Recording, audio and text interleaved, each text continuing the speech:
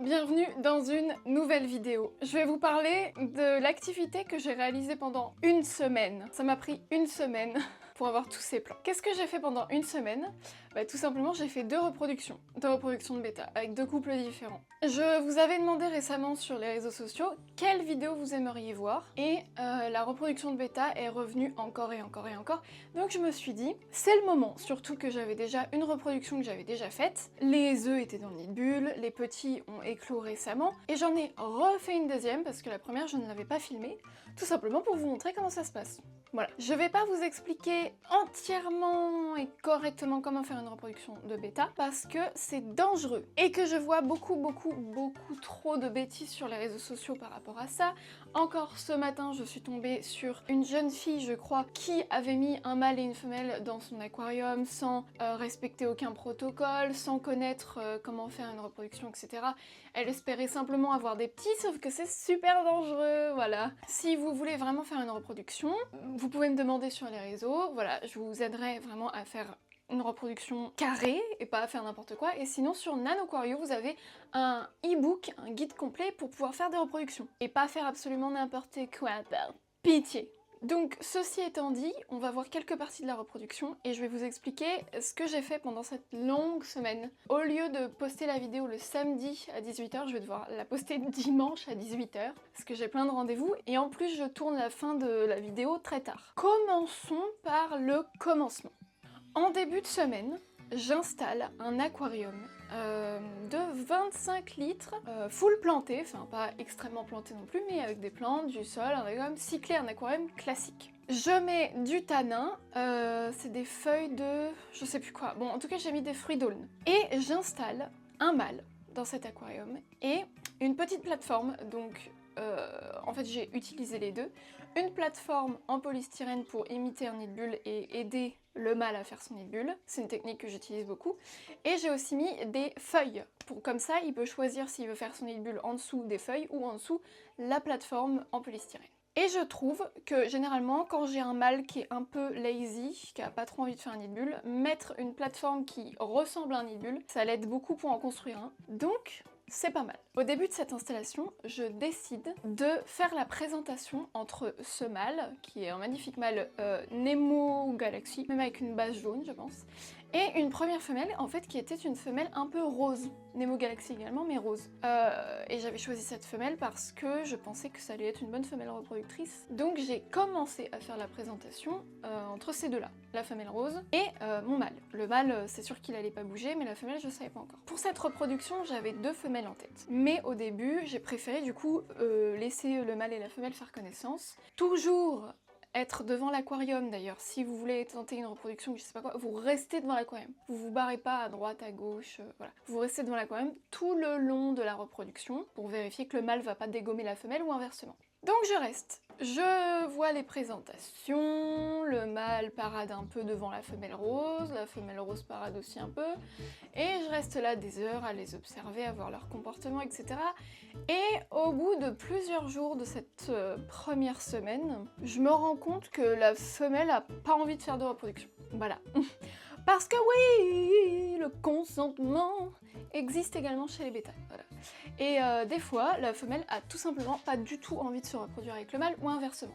Ils ont pas d'atomes crochus, ça fonctionne pas, la femelle voulait un grand brun aux yeux bleus, sauf que là il est blond, bref, et du coup ça fonctionne pas. Donc là, faut activer son cerveau et se demander ce qui se passe. J'augmente un petit peu la température parce que des fois ça les aide à vouloir se reproduire, je vérifie l'eau, enfin voilà, je fais toutes les vérifications possibles. Mais ça ne marche pas. Ils ont pas d'alchimie, hein. Ils s'aiment pas, ils veulent pas. Bon. Donc, moi qui voulais faire une reproduction, je commence à préparer une deuxième femelle. Deuxième femelle qui était déjà en préparation, qui s'appelle Pauline, pour le coup elle a un nom. Voilà, donc préparation vert rouge, préparation nourriture grasse, etc. Et je me dis, pourquoi pas tenter une reproduction avec le mâle et Pauline, et la femelle rose qui n'a visiblement pas envie de se reproduire, et bah je la mets de côté, voilà, je la mets dans son aquarium ou je la remets avec les femelles et elle pourra se reposer et puis c'est pas grave. Donc je commence à préparer Pauline et à tester les mettre ensemble. Alors ça dure plusieurs jours, hein. J'ai pas pris la femelle, je l'ai mis dedans et puis j'ai enlevé l'autre, hein. Ça prend beaucoup de temps. Je mets la femelle sous cloche. Donc là en l'occurrence, que ce soit la femelle rose ou que ce soit du coup Pauline, l'autre femelle, elles étaient toutes les deux dans des sachets qui sont des cloches. Voilà. Moi j'utilise parfois des bouteilles percées. Là c'était un sachet qui était troué, vous pouvez utiliser d'autres trucs, enfin voilà. Donc je mets Pauline, etc.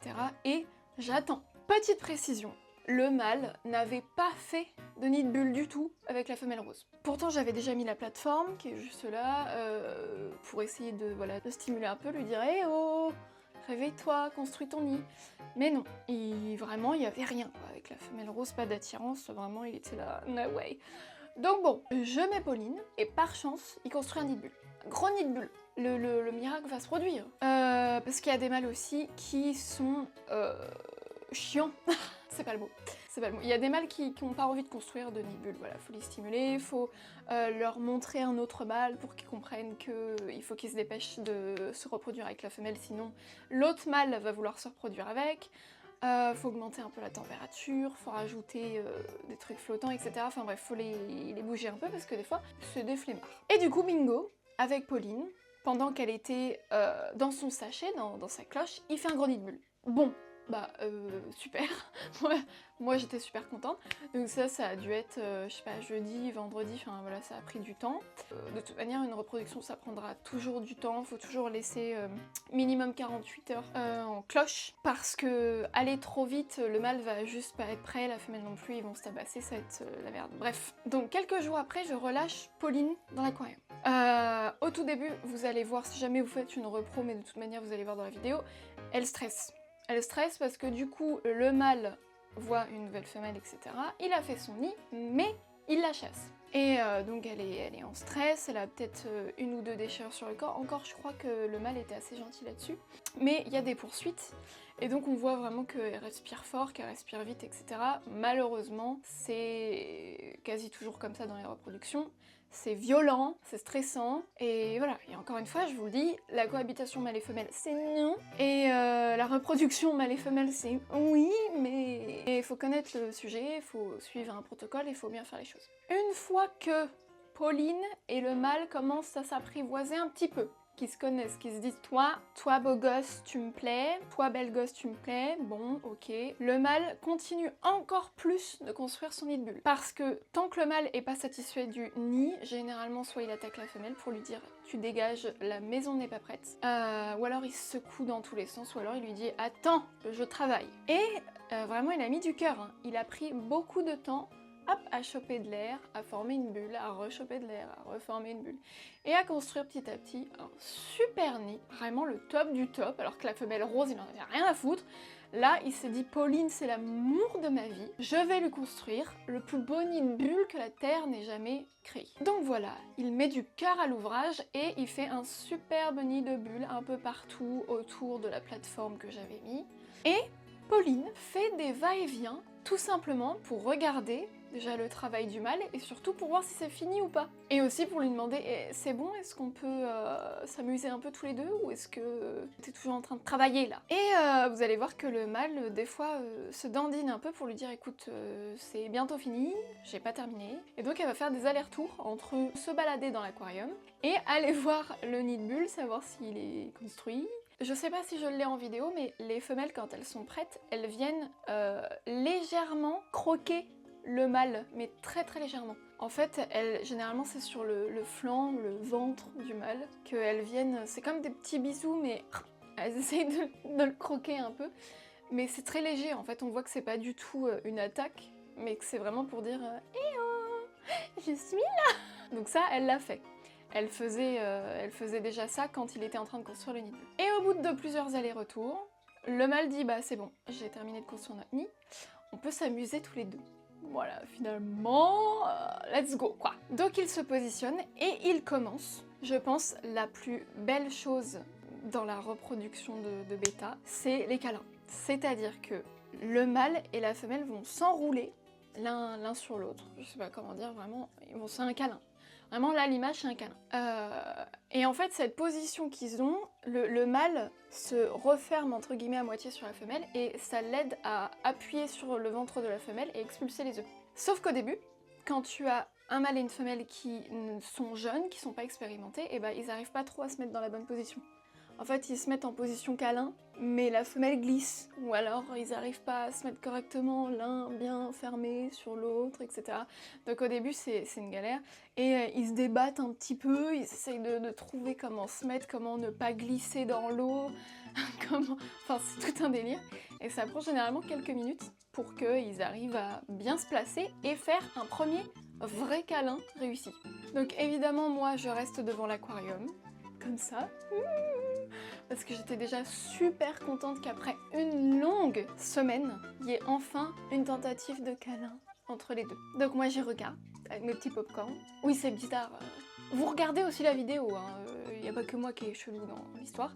Bref, et au bout d'un moment, ils arrivent enfin à faire le premier vrai câlin. C'est-à-dire, le mâle arrive correctement à enrouler la femelle, et la femelle se met correctement dans sa petite position. Et donc c'est rigolo parce qu'il s'enroule et il bouge plus. Le mâle appuie du coup sur le bidon de la femelle. Comme il bouge plus et qu'il nage plus, hop, il se laisse doucement couler dans le fond de l'aquarium. Et quand le câlin est fini, donc ça dure, bon, on va dire 5 secondes, hop, le mâle repart faire sa vie, construire le nid de bulle, etc.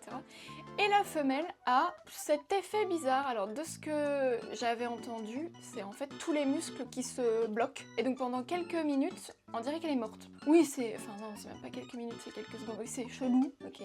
Mais c'est comme ça, le corps de la femelle se bloque. Et du coup, soit elle flotte, soit elle coule, mais elle bouge plus. Et je vois beaucoup sur les réseaux sociaux des personnes qui connaissent absolument pas les reproductions de bêta, qui voient la femelle se tétaniser et qui bouge plus. Et tous les commentaires c'est « mais elle est morte, mais c'est horrible, mais vous l'avez tuée ». Non. Au bout de quelques secondes, elle va reprendre ses esprits et elle va bouger. Et c'est à ce moment-là que, s'il y a des œufs qui sont sortis de son ventre, elle va les récupérer avec sa bouche, comme ça là, comme des spaghettis un peu, et elle va les ramener dans le nid de bulle. Et le mâle va aussi faire ça. Le mâle, après le câlin, lui, il peut repartir direct, il n'est pas complètement bloqué, et donc il va voir les œufs tomber du ventre de la femelle, et il va les récupérer, et il va aller les mettre dans le nid. Ça, c'est si vous avez un mâle travailleur, et une femelle qui est tout aussi travailleuse. Il y a des mâles qui vont manger les œufs, il en a rien à foutre, le gonze, il les mange, voilà, il se fait un petit plat, il s'en bat les steaks. Il y a les mâles aussi qui sont des gros flemmards et qui vont pas ramasser les œufs. Ils vont laisser la femelle s'en occuper et les placer dans le nid. Il y a la femelle qui peut manger les œufs aussi, et il y a aussi les femelles qui sont flemmardes et qui vont pas s'occuper des œufs. Là, en l'occurrence, par chance, mon mâle et ma femelle ont travaillé tous les deux pour le nid, pour les œufs, etc. Et après ce fameux câlin qui est réussi, alléluia, eh ben, il va y avoir toute une série de câlins, les mêmes, bien réussis. Des fois, il y en a qui sont refoirés derrière, mais c'est normal. Ça va durer 30 minutes, 1 heure, 1 heure et demie. Moi, des fois, ça prenait des heures. Le mâle va récupérer les œufs, la femelle va peut-être récupérer les œufs aussi. Hop, ils vont aller dans le nid de bulle, ils vont les recracher dans les bulles. Alors, vous allez voir, c'est très impressionnant parce que plus il y a de câlins, plus la femelle, généralement, expulse les œufs. Et des fois, il y en a beaucoup. Une fois que tout ça sera enfin terminé, moi, je crois que je ne l'ai pas filmé, mais le mâle va littéralement chasser la femelle. C'est pour ça, encore une fois, qu'on met pas mâle et femelle dans le même aquarium, parce qu'une fois une reproduction terminée, le mâle chasse violemment la femelle en lui disant « Merci, c'était sympa, ciao, goodbye, rentre chez toi, et moi je vais m'occuper du nid de bulle et des petits. » Si vous enlevez pas la femelle, surtout dans un petit aquarium, elle peut se faire littéralement tuer. Voilà, elle peut se faire shooter sa grand-mère, donc faites attention. Et il va suivre une jolie période de 24-48 heures où le mâle va déplacer les œufs, va les mettre en sécurité dans un coin du nid, va refaire des bulles, va les replacer à droite à gauche en fonction de ce que lui il veut, et il va les protéger jusqu'à ce que les bébés soient sortis. Et à ce moment-là, ils vont rester dans les bulles. La tête en l'air. Vous allez voir plein de petits... Enfin, non, c'est difficile à voir quand même. Et je crois que j'ai pas d'image de ça tellement c'est difficile. Ah, quoique si. Je crois que j'ai une image. Je vous l'affiche. Et on voit des petites queues un peu partout dans les bulles. C'est les alevins. Ils vont rester dans les bulles. Sauf que, des fois, il tombe des bulles. Et le mâle va tout simplement les choper dans sa bouche et les recracher dans les bulles pour qu'ils restent tous dans les bulles. Parce qu'au début, ils savent pas nager, évidemment. Ils doivent rester la tête en l'air dans les bulles ou à la surface. C'est pour ça qu'il faut pas tout de suite retirer le mâle. Parce que sinon, les alevins qui tombent, bah, ils arrivent pas à se replacer eux-mêmes dans les bulles et ils meurent. Voilà. Et encore au bout de 24 heures après l'éclosion, et bah va commencer à avoir des loulous qui vont être en nage libre. Voilà, c'est le stade de la nage libre. Et vous allez voir des petits bouchons. Mais alors, quand je dis petits bouchons, là, le mot petit, c'est rikiki. Chez rikiki, c'est minuscule. C'est une tête d'aiguille, une tête d'épingle, une tête de je sais pas quoi là. C'est tout petit, un bêta quand ça naît. Même des fois, quand c'est sur fond gris ou qu'il y a beaucoup de cailloux, on les voit pas. Parce que l'œil n'arrive pas à faire la différence. Bref. Ils vont commencer à nager du coup. Voilà, ça sera la nage libre, donc ils vont commencer à se balader dans l'aquarium et c'est à ce moment-là qu'on retire le mâle. Parce qu'après, il peut rester encore un petit peu, mais au bout d'un moment, soit il va finir par les manger, soit il va rester avec eux. Ça, c'est mes loulous de la première reproduction qui ont éclos dans un grand bac avec beaucoup de mousse de java et beaucoup de tanins. Et on les voit à peine sur la vidéo. Oui, je sais, c'était déjà extrêmement galère de réussir à les prendre en vidéo. Voilà à quoi ressemblent des tout petits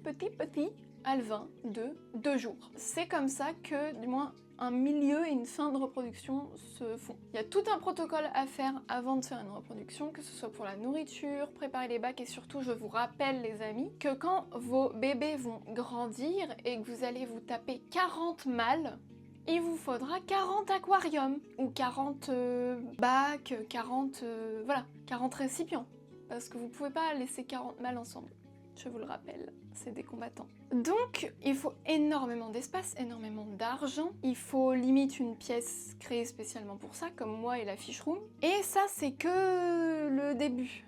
Il va falloir faire énormément de changements d'eau, il va falloir du coup avoir énormément d'eau. Il faut beaucoup de temps, beaucoup d'aquariums, des bacs de grossissement, 200 litres, 300 litres, 500 litres. Pour qu'ils grandissent correctement, il faut préparer toute la nourriture en amont, la nourriture vivante, les micro-vers, les anguillules, les artémias, enfin les noplis, tout ça. Ça prend énormément de temps, énormément de place, énormément d'argent, c'est chiant. Même pour moi, hein, qui suis éleveuse professionnelle, j'ai l'habitude de faire ça, j'en fais tout le temps des repros, ou alors j'en fais tous les mois, tous les 2 mois, enfin ça fait 4 ans que j'en fais, c'est chiant. J'ai dû construire une pièce entière pour ça. Sinon j'ai pas la place de stocker autant de mâles, autant de femelles, etc. Donc vous avez l'histoire de la semaine de mes 2 reproductions qui se sont bien passées. Sur ce, j'espère que cette vidéo vous aura plu. N'hésitez pas à me laisser un commentaire, à vous abonner, par pitié, un like, enfin je sais pas, faites ce que vous voulez, du moment que ça me soutient. Et n'hésitez pas à me laisser des commentaires aussi, positifs uniquement, ou alors négatifs, mais de manière bienveillante et avec une critique constructive, merci. Sur ce, je vous laisse. Je vous dis à la prochaine pour une prochaine vidéo. Gros bisous!